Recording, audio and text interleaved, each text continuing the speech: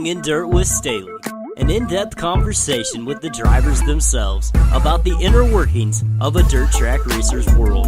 Dive deep under the helmet and inside the mind of the people who ride the high side, lift that left front wheel, and teeter on the edge of being out of control. New Slingin Dirt with Staley starts now. How's it going, everybody? I'm Alan Staley, and this is Slingin Dirt with Staley. Thanks for tuning in, and on this week's episode, I tracked down the third-generation 360 driver of the Ozark Barge and Dock Craft Beer Jerky Sedalia Steel Martin's Building number 3, Ayrton Gennetten.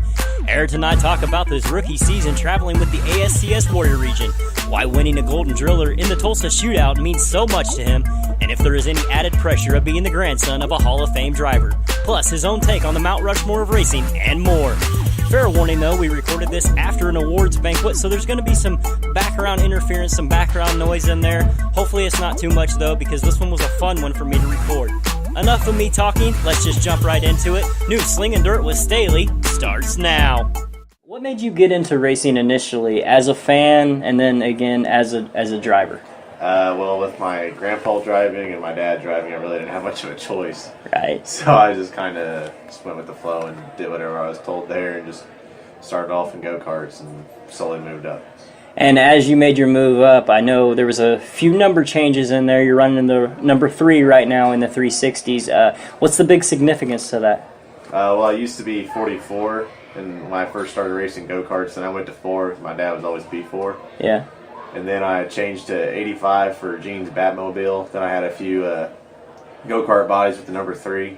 And then in 2015, I decided to do the number 3 for 10 years of Gene being passed away, and It just kind of stuck with it, and that's kind of just how I got it, and it means more to me than any number I can have, so I just kept it. Now, as a third-generation driver, is there any added pressure, because your name, it's pretty synonymous with open-wheel driving in the state of Missouri? How do you deal with that? Is it just kind of comes with the territory, or is it an added pressure to it? At first, I really think it was a little bit added pressure, but like when I first got into the sprint car, it's kind of like, people are going to expect me to do really good just from like what I've done at the micros, and having that name. But I think the biggest pressure for me was really the Tulsa Shootout and trying to get a Golden Driller. So whenever I won that, it was like really an emotional victory for my dad and me and the whole entire family.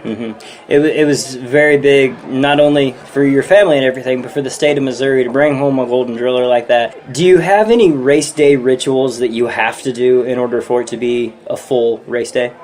Really, the only ritual I have is really at the Tulsa Shootout. Anywhere else, I just kind of do the same thing, but at Tulsa, I always have to have 2 full throttle energy drinks and yogurt parfait from Quick Trip, and that's what really gets me going there. But other than that, I just usually stick to the normal racetrack cheeseburger and call it good. Now, is that the go-to combo if you're going to stop off at a gas station? You got to have a little Go-Gurt pack and like an energy drink. Is that the go-to combo? Yeah, that's something I usually like to get. It's something that's kind of deceives the society of healthy, but also got some healthiness in there with the yogurt. So yep, that works. Balances out. That works. How do you deal with the internal fear? Because 360 sprint car, I mean, let's face it, any race car is going to be dangerous. For you to strap it, it takes a certain amount of courage, a certain amount of fortitude. How do you deal with that? Like when I first got into micro, I was scared because I was like, anytime you get into something new, you're like nervous about it. Right. And you're just like, oh man, is this going to go good? Is this going to go bad? This is nothing like I've drove before. So like going from the go-kart to the micro, I was like, it took me forever to get used to it, but in the sprint car, I really kind of I didn't do too well my first time out. I mean, I kind of stood on the gas and got going at Moberly when I first ran, but I never really did anything until I ran Double X on a weekly show there, and I was starting front row outside next to Cornell, or started on the pole, and he was on the front row outside, and I told my dad, I said, as soon as he rolled to turn 3, I'm just going to stand on the gas. I know he's going to be trying to go before me, so I just I jumped the start a little early there at a straightaway lead as coming to turn 1. But I mean it's added pressure. But I think with the guys around in the Missouri area, you can really bounce a lot of stuff off of them. And with Cornell and Miles and Cody and anyone else who came from the micro stuff, I can really lean on them to really tell me the difference. And once I got used to it, probably took me about 4 or 5 races to really stand on the gas. But once I got on the gas, it was just like driving anything else. It's just fun and fast. What's the biggest difference moving up the ranks in between, like a micro into a full-size 360? Is it just the size and the horsepower, or is it a whole new ball game? It's really a whole new ball game. With the micros, the motor's on the left side, and it's not, so its car's always acts like it's winged down. Where like my first time in the sprint car, when I let off the gas, it rolled onto the right front. Where in a micro, it never does that because the motor's on the left side. So in the micro, you could let off the gas and coast through the corners almost, and then kind of slowly get on the gas pedal again. But in the sprint car, you got to stay on the gas and never pull all the way off, but use the brakes. So that's kind of a transition I had to get used to. And once I got used to that, I think it also improved my micro game also. Average week during the season, how much would you say that you spend time working on the car, turning wrenches, checking bolts, things like that? Well, usually depending on the nights and where we raced at, we'd watch the car after every night racing. And after a Sunday night race in California, as soon as we got home, usually it was pretty early, so we always got time to, as soon as we got home, we'd unload the car, take the wings off, get it ready to wash, tape it all up, get everything ready. And then that next morning, on Monday morning, probably about 10 a.m., I'd roll it out there, wash it all. And I'd say I'd probably spend about at least 72 hours in the shop a week, during the really week, getting it all ready and getting ready for 2 nights of race and working on the micro and sprint car stuff. I was going to say, it was one thing that I admired. Every time we were leaving the track at, like, say, Lake Ozark Speedway or something like that, I would come to a stoplight where I got to turn left. You guys are always over there washing the car directly from the track. It's really something to admire. Same question, time spent, but during the off-season, how much time do you spend on the car? Well, right now, since I'm in high school, I don't really get much time. Right. And I got basketball, too. So in between basketball and high school, I really don't get much time. But usually anytime I got an early practice or no games, and on the weekends, I'm usually in there for about 4 hours a day at least. And then on the weekends, I'm in there a little bit longer. But that's kind of, I mean, that's like my home almost. It's my home away from home, and I'm usually in the shop as much as I can be whenever I can be. Right. Where does the motivation come from? It takes a lot of money, takes a lot of courage. You just mentioned the time spent. I mean, you're in high school getting ready to graduate this next year. The weekend spent away. Where does the motivation come from? Why do it? There's really no good answer to that one. The love? Just for the love of the sport, knowing that every time you win, it's always something great, and you always share that with, for me, my dad, and my family, and everybody that helps us put in carrying on blood, the sweat, tradition. tears, and really the big thing, carrying on tradition for the name is really what keeps me going every single time. Anytime I feel down on myself or don't feel like I did something good enough, and I always tear myself down so much just because that's like the added pressure of the name. But that's also like the added pressure of the name tears me down, but it builds me up more than it tears me down. Right. Other people have kind of referenced this before. You get behind the wheel, there's a moment of clarity. It's kind of your safe spot there behind the wheel. You don't think, you just react. Is there any truth to that, driving your car?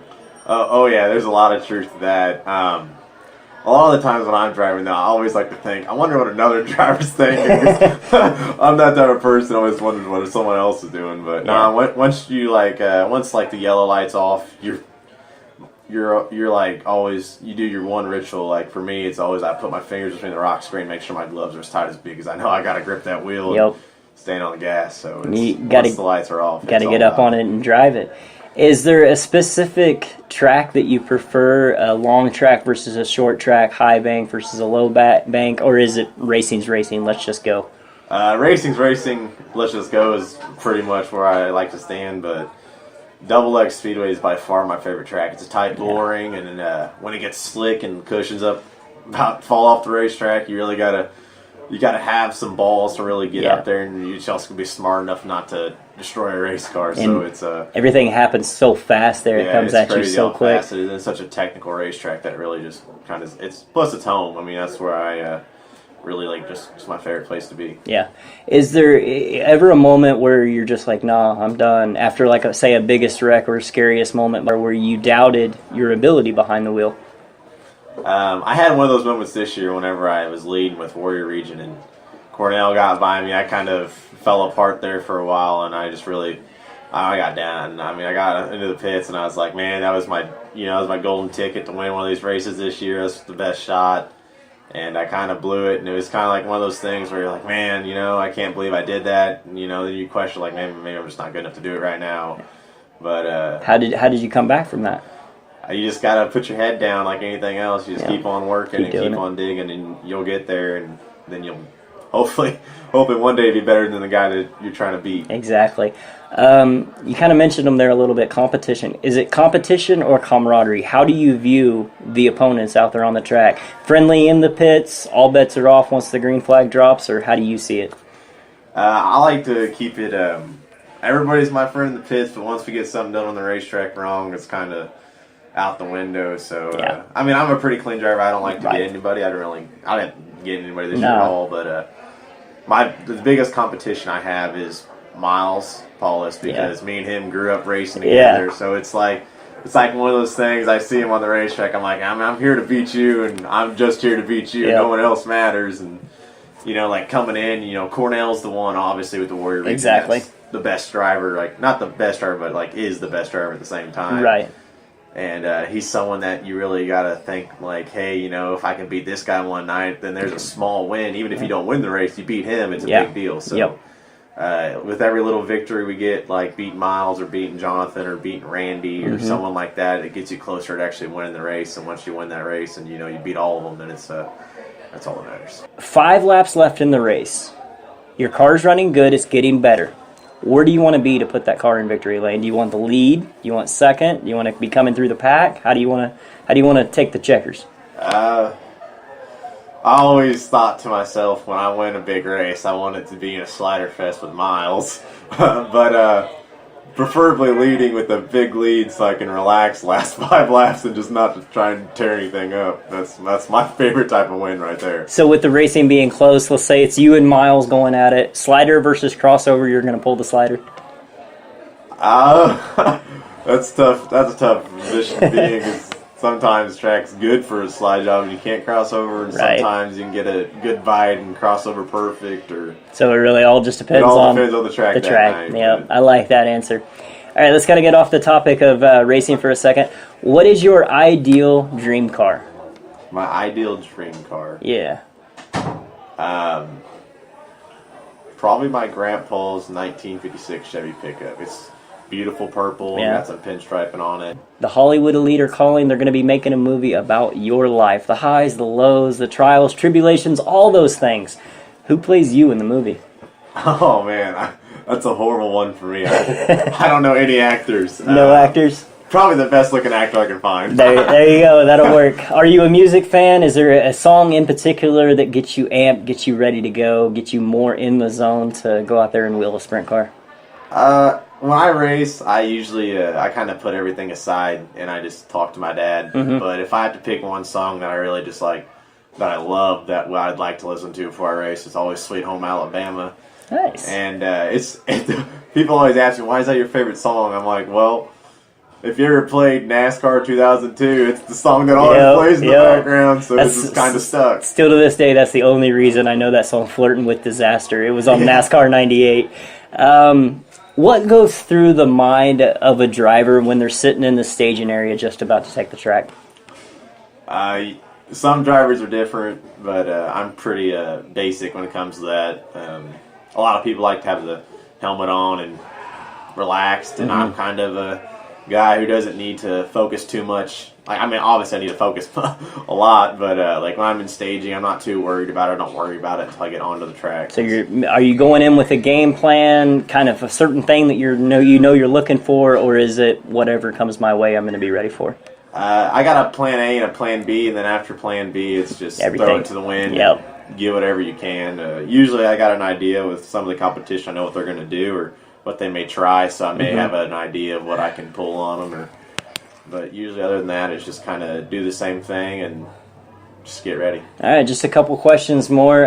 What's the plan moving forward? Are you strictly slinging dirt or maybe a chance of asphalt in the future? Right now we're sticking with the dirt. We're going to run some wing sprint car stuff, some non-wing sprint car stuff, micro sprint stuff, and maybe I may get myself an outlaw cart and go play on Tuesday nights up in Belleville some. Ooh, nice. And do a little bit of winter stuff there just to keep active. But I like to run some asphalt stuff some. That's all you need to get the right sponsorship, Yep. the right opportunity, but who knows, a golden ticket may come my way. So. You never know. Anybody you want to give a shout out to, a special thanks for, helping your racing career along the way? I really need to thank my dad, my mom, my grandma, my girlfriend Megan, Barnes Metal, Ozark Barge and Dock Service, Murray Lawn Care, anybody that helps in the car, and just that's pretty much it. And I got a few basic people that help me out, and those people there, people that keep me racing. And awesome. All right, and final question is kind of the staple of the show. Your Mount Rushmore of racing. It can be all Formula One, all NASCAR, all dirt, however you want to do it. Just your top 4 racers in your mind. that's a tough one. Obviously, Ayrton Senna, because I'm named after him. Naturally. That's going to be a given. Yep. But we'll go with Michael Schumacher, because he's always won in F1 that I was like, man, this dude's so good. He's my favorite, and he's someone I really look up to. And then it's got to be Brian Clausen, because he did so much for the sport he's kind of the one that, how can you not say him? Yeah, that one's undeniable in my opinion. And then Steve Kinzer. The king. He's the GOAT. He's the one you always look forward to. But I got a funny story about him, actually. When I was really little, I was probably like 5 or 6. I think it was around that area, and I was at a World of Outlaws race, and I always remember, like, my dad was always like, people who smoke are no good. He's like, don't like smokers. It's kind of one of those. And I saw Steve Kinzer smoking a cigarette that night, and I was like, I don't like Steve Kinzer anymore. But then I realized that smoking isn't actually a thing that you actually have to be, like, a bad person to do. I was like, oh, okay, well, I like Steve again. All right, that's about all the questions I got for you today. Thank you for sitting down with me here after the awards ceremony for our region, and I look forward to calling your races here next year.